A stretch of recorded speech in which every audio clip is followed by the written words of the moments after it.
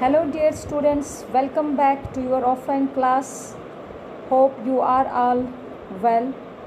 So continuing with our routine work, today we are going to do the writing work of Moti Gaj Mutineer. कल हमने इसका language work किया था, आज हम करेंगे राइटिंग वर्क. तो राइटिंग वर्क में आपका पहला क्वेश्चन है, your first question is right an account of love between Deesa and Moti Guj. डीसा और मोती गज के बीच में जो प्यार था, जो मोहब्बत थी, उसके ऊपर आपको ब्रीफ एक डिस्क्रिप्शन देना है. ठीक है. तो डीसा आपको पता कौन था, मोहब्बत था, एलिफेंट का नाम था Moti Guj. Deesa indeed loved his elephant like a son. Deesa जो था बेशक अपने हाथी को बेटे की तरह पालता था, बेटे की तरह प्यार करता था. And on his part Moti Guj also behaved like an obedient son. और मोती गज भी अपनी तरफ से पूरी कोशिश करता था उसका एक आज्ञाकारी बेटा होने में. ठीक है. आज्ञाकारी बेटा बनने में वो कोई भी कसर नहीं छोड़ता था. आज्ञाकारी हो गया फर्माबरदार, जो मीन्स हर एक ऑर्डर मानता हो. Both of them were deeply attached to each other. दोनों एक दूसरे के साथ काफ़ी क्लोज थे, काफ़ी अटैच थे एक दूसरे के लिए. दोनों एक दूसरे के बगैर बिल्कुल अधूरे थे. It was only when Deesa got drunk that he lost his head. और सिर्फ एक बार ऐसा होता था कि डीसा को अपनी सोच समझ ख़त्म हो जाती थी जब वो शराब पीता था, जब वो ड्रंक करता था. Then he would beat his elephant. और उसके बाद वो अपने हाथी को बहुत मारता था. बट मोती गज never thought of ट्रम्पलिंग Deesa.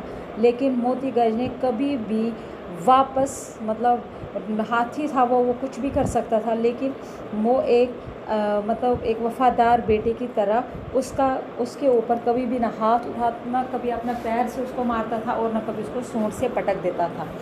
He knew that after the beating. उसको पता था कि बीटिंग के जब वो मुझे मारना ख़त्म करेगा, Deesa would embrace his trunk and weep. उसको पता था कि जब इसका नशा उतर जाएगा तो वो उसकी सूंड से लिपट कर रोने लगेगा और उसको प्यार करेगा. Moti Gaj obeyed whatever his master ordered him to do. Moti Gaj हर एक हुक्म उसका मानता था, अपने मास्टर का, जो भी उसको वो ऑर्डर देता था और वो उस हुक्म की तामीर करता था.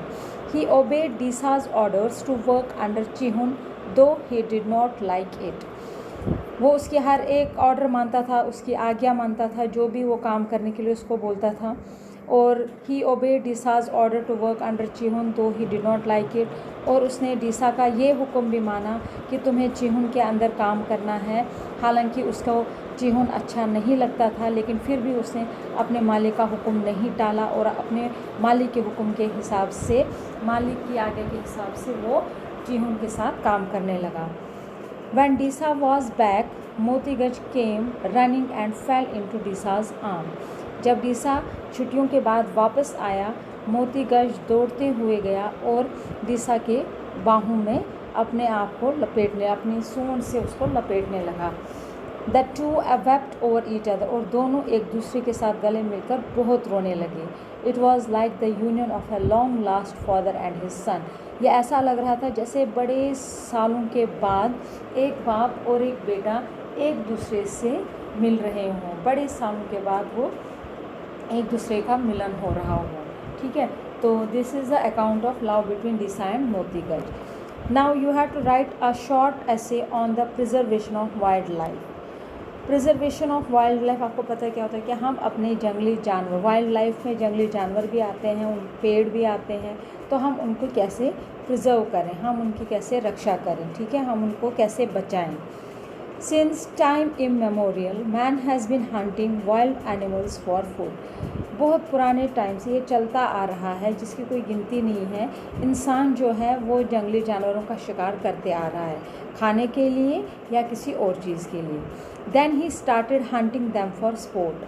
और उसके बाद उन्होंने उन जंगली जानवरों का शिकार करना किया स्पोर्ट्स के लिए. जैसे वो कोई खेल हो, शिकार भी, हंटिंग भी एक स्पोर्ट में आ जाता है, और वो उनका शिकार करने लगे.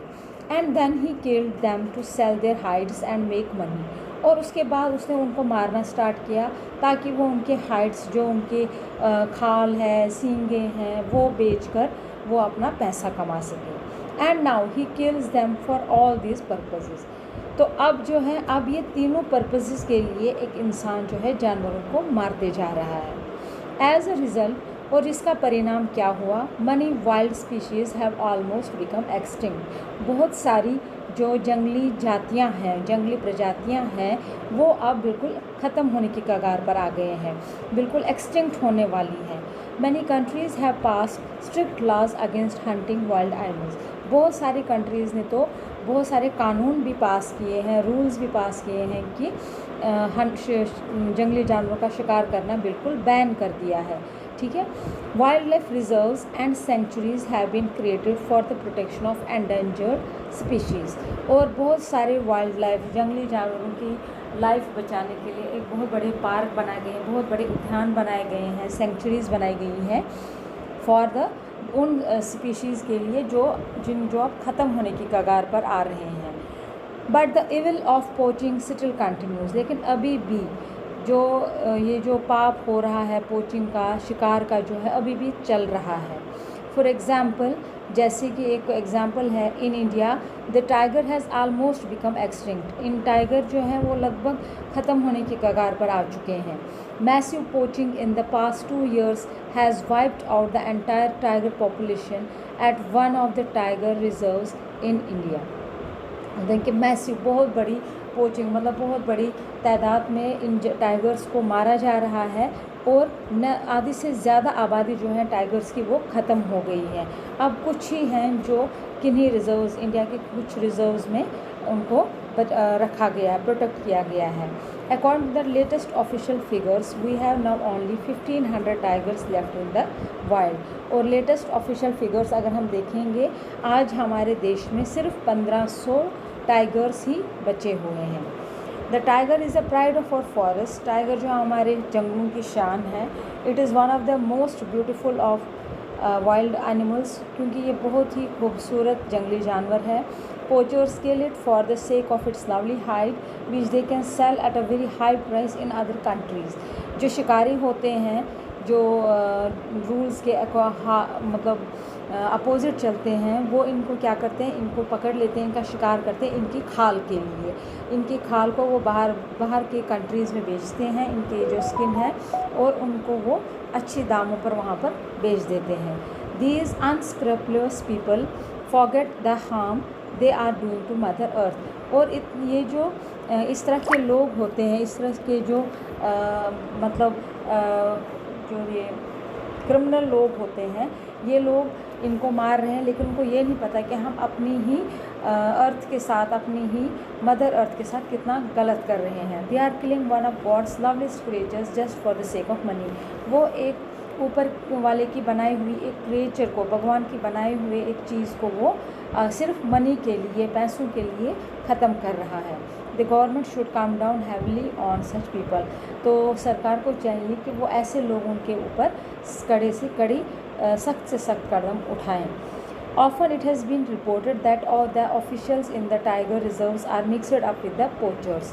बोलते हैं कुछ जो हैं, कुछ रिपोर्टर्स ये भी रिपोर्ट की गई हैं कि कुछ ऑफिशियल्स जो होते हैं, जो रिजर्व्स में हैं, जो सेंचुरीज़ में काम कर रहे हैं, तो वो पोचर्स के साथ मिक्स हुए हैं, मतलब मिले हुए हैं, ताकि वो टाइगर्स को वहाँ से उनकी हेल्प करें मारने में। It is shameful that the protectors have become destroyers.